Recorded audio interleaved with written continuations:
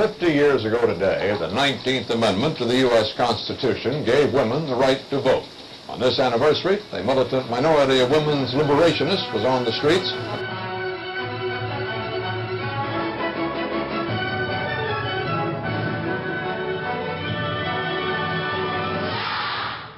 I'm Jasper Gregory. I am a gender activist, male-bodied gender activist in Oakland, California. I am an artist. I am a genderqueer.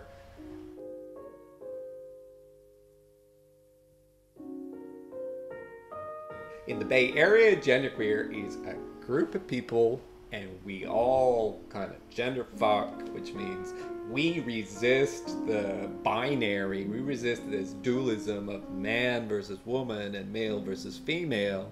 So we're kind of androgynous. Think of Ziggy Stardust, right? So we're kind of back to glam. I want males, male-bodied people, to have a full range of gender expression, a full range of being human.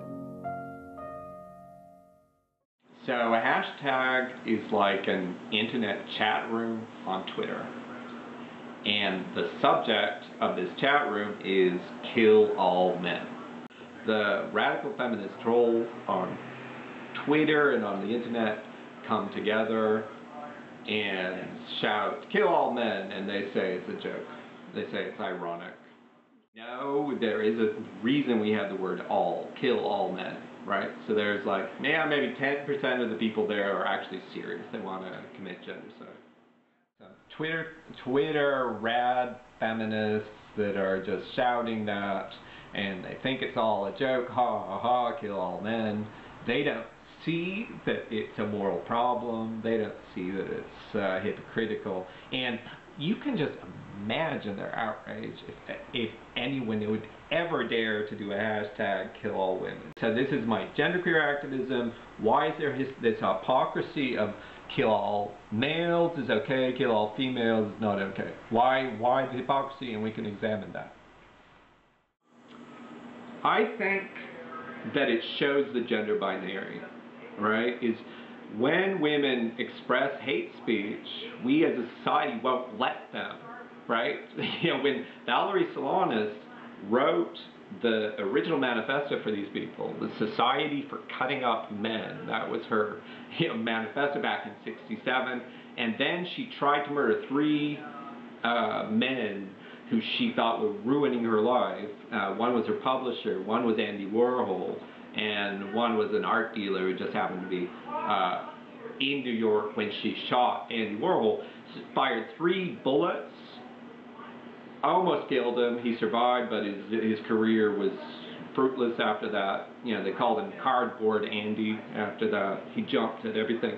So this woman, when they take her to the court, when they take her, so they're taking her from the steps, the press asks, what is your reason? And she says, see the Scum Manifesto. Read the Scum Manifesto if you want to understand why I shot Andy Warhol. But you know what everyone did is they just labeled her crazy. So her own claim that this was propaganda of a deed and an act of terror, that was just thrown out the window because they wanted to, it's part of this whole patriarchy thing. Women aren't allowed to be violent. You know, when they are, we just call them crazy.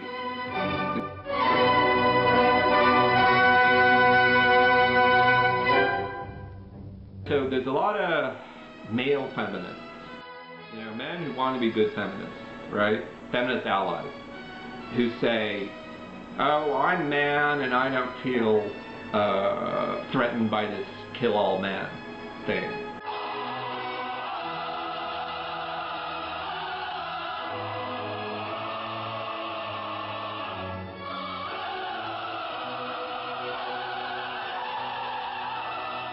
Because I'm privileged and I don't live under violence, you shouldn't feel bad. You shouldn't feel threatened. They're telling me that. So they aren't aware of their privilege of being white, of being rich, and living in a safe neighborhood. Men are dying all the fucking time. Look at Oakland. And then these rich, white feminists who are so ironic are belittling that death and that violence because it's against men. And so it really shows, as a genderqueer, this shows this hypocrisy of our society towards gender. If I go out genderqueer, if I publicly transcend those boundaries, I get street harassment, I get bag bashed, I get beat up, and very possibly killed. Trans people know this. They know their lives are in danger. So having someone making jokes with the punchline, my death, my violent death, that feels different for me, right? Because it's a real possibility every day for me.